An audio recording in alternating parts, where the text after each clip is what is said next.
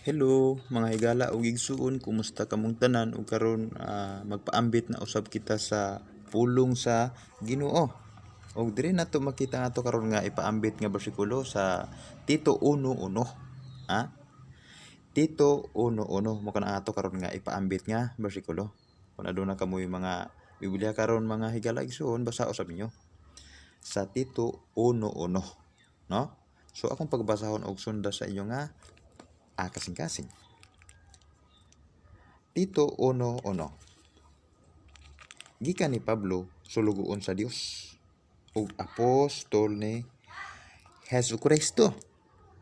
Gipili ako o gipadala aron paglig-on sa pagtuo sa katawhan nga pinili sa Dios, og pagdala kanila ngadto sa kamatuoran nga gitudlo sa atong tinuohan. Mo kana nato karon nga ipaambit mga higala ug igsuon. No, kani siya nga bersikulo nagpasabot kini nga si Pablo usa ka sulugoon sa Dios. Ha? Siya usa ka sulugoon sa Dios, di ba? Nagikan ni Pablo sulugoon sa Dios. So, sulugoon sa Dios. So, kung kita mga katawhan sa Dios, diri sa kalibutan, atong isangyaw ang pulong sa Dios. Ha? Isangyaw nato sa tanan, no? Aron nga malapnag ang pulong sa Dios. Aron ang tanan nga mga katawhan sa Dios makadungog og mahibalik sila sa tiilan sa Dios. Og kaning si Apostol Pablo sama siya instrumento diri sa kalibutan. Og kita usab nga naa sa Dios, katawhan sa Dios, usa usab kita ka instrumento sama ni Pablo, di ba? So sulugoon usab kita sa Dios, di ba? Nasabtan ninyo mga higala igsoon, no? Gikan ni Pablo, no, sulugoon sa Dios. So si Pablo, Apostol Pablo, sulugoon siya sa Dios, na og apostol ni Kristo Jesus. Apostol siya ni Kristo Jesus. Ha? Gipili ako o gipadala. Unsay ginaingon nga gipili? Ha?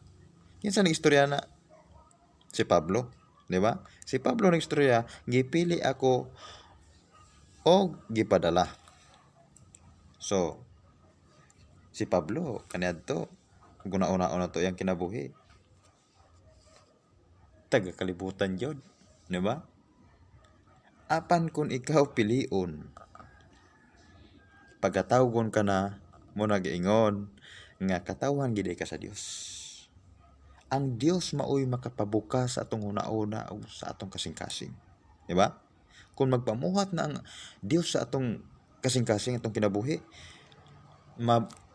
maka litok na ta sa grasya o kaluoy sa Dios, di ba? No, gipili ako og gipadala aron paglig-on sa pagtuo. Siya ang nagpalig-on sa pagtuo sa tanan nga mga katawhan sa Dios. Gilig-on katong luya nga pagtuo, gilig-on niya. Ha? Kaya ang usa pud ka pagtuo abin yung mahigaligson, kaning pagtuo problema ni nga gikan sa Dios, dili ni gikan sa tao. Kaya kung ang pagtuo gikan pa sa tao lang, problema sa tao, mingon karon nga motuo ko. Ha? So wala mo kabalo nga dili day tinuod akong pagtuo. Ha? Kay motuo ko tungod kay mahadlo ko sa impyerno. Umutuo ko aron nga ako panalanginan. Ang Dios nakahibalo sa sulod ug sa gawas sa atong kinabuhi, di ba? Dili nato malinla ang Dios. Ha? Dili nato mabakakan ang Dios. Di ba? Nakasabot mo mga higaligso, no? Gipili ako og gipadala aron paglig-on sa pagtuo. Ha? So kanang pagtuo kung ang kung taga kalibutan bisan unsaon pa na nimo og sangyaw sa pulong sa Dios. Bisan unsaon pa na nimo wali. Di gayon na motuo. Kay ang pagtuo nagikan sa Dios. Ha? Gikan na sa Dios. Ang pagtuo, di nagikan sa tao. Ha? So si Pablo siya ang nagpabakod sa pagtuo sa katawhan sa Dios, sa mga pinili sa Dios. Ha? Di ba? Oh. No. Aron paglig-on sa pagtuo sa katawhan nga pinili sa Dios. Oh. Na ang Dios na adyo gipili. Di man ni nato matuis gud higalay suon. Kay nasulat man ug wala ni nasulat ako nag-istorya dire usa ko kabaka ko. Apan ang istorya dire sa pulong sa Dios unsa ginaistorya mao puy ato nga ilitok. Mao man kay mosunod man ta dili man ta kun kung kita katawon sa Dios mosunod ta niya, maubitan niya, mo sunod ta sa iyang mga pulong, sa iyang mga buhat, di ba? No. So si Pablo ani siya jud giistorya nga gipili ako og gipadala aron paglig-on sa pagtuo sa katawhan nga pinili sa Dios. Ay pinili sa Dios unfair no? Na pinili. So pasabot na to kung dili ta wa ta gipili. Di ba? Kalulukoy no? Murag unfair na. Pero mabalaan nimo ang mga pinili sa Dios, mo reflect na sila. Makapaminaw na sila sa na ay magsangyaw sa pulong sa Dios na ay magwali mo reflect na maminaw na. So dili po ta kahukom. Maura na ako ang istorya kanyo mga higaligson dili kita kahukom. Kaya nasulat to sa Biblia nga ayaw kamo paghukom. Kaya kung mahukom kamo mosobra pa ang ibalos kanyo sa paghukom sa Dios. Mo na siya, di ba? Kinahanglan na masabtanan na to. Og pagdala kanila ngadto sa kamatuoran. Kamatuoran. Kana bang matinud-anon nga pagtrabaho kana magtrabaho ta, nagtrabaho ta sa mga kompanya. Unsa ba atong ginatrabaho? Kinahanglan matinud-anon ta diha para nga mahimot anta sa ato nga agalon. Sa mga matinud-anon ta diha sa balay sa Dios, sa pagbuhat sa Dios, diha sa iyang kabuton aron siya mahimot. Nasabtan na to mga higalaigsoon, nga gitudlo sa atong tinuohan. So mga higalaigsoon, dili ginato ni malubag kay nasulat man ni, di ba?